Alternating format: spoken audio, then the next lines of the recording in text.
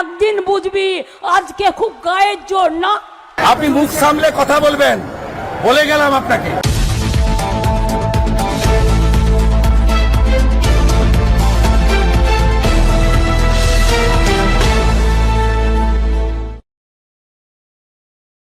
জিজ্ঞেস করুন, বোমা ফাটিয়েছে, বোমা। বল, অনেক বোমা বাজাতে শিখেছিস না? মানুষের চাকরি খেয়ে বোমা।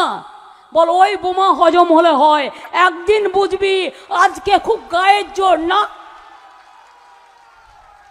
বিজেপি থেকে দালালি করছিস কেন? প্রচুর টাকা করেছিস বলে। পাছে সিবিআই ধরে, পাছে ইডি ধরে, পাছে এনআইএ ধরে। লোকগুলো ভয় পায় বলে প্রবলেম, না তো কেঁচো খুঁড়তে সাপ বেরিয়ে পড়তো।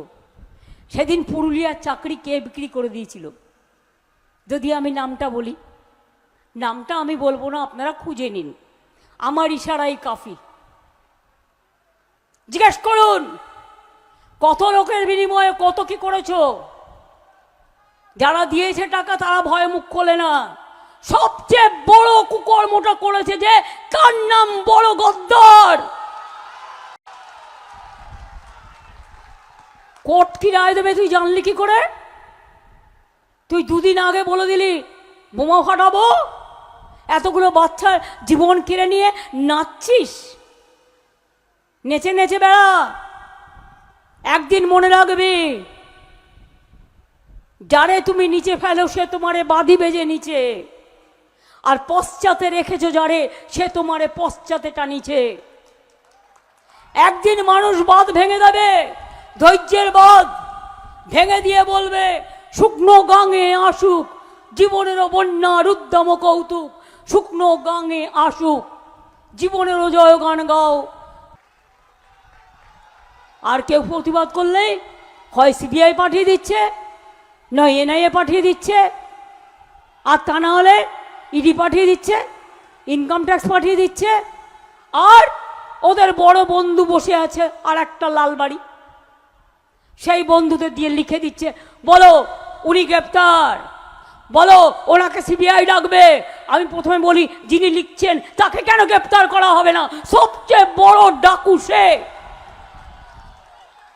কি করে অর্ডার দেয়? এই অর্ডার যে তার বিরুদ্ধে ব্ল্যাঙ্কেট অর্ডার, কোনো এফআইআর করা যাবে না। একজন পুলিশ কর্মী মারা গিয়েছিল, তার বউ এফআইআর করেছিল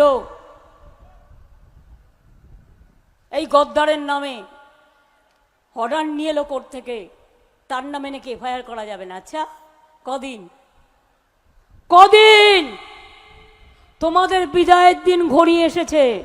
এবারে জেনে রাখবেন, দেশের মানুষ ভয়ে ভয়ে আছে, মুখ ফুটছে না, কিন্তু ভোট ফুটছে, এবং সেই ভোটের মাধ্যমে বিজেপিকে বিদায় দেওয়ার জন্য এবার দেশের মানুষ তৈরি। শুনে রাখুন মমতা ব্যানার্জি, আপনার দল তৈরির আগে 95-এর আমি কাউন্সিলর। আপনি রাজনীতিতে আসার আগে আমার পিতৃদেব শিশির অধিকারী 82-র এমএলএ। আপনি মুখ সামলে কথা বলবেন, বলে গেলাম আপনাকে।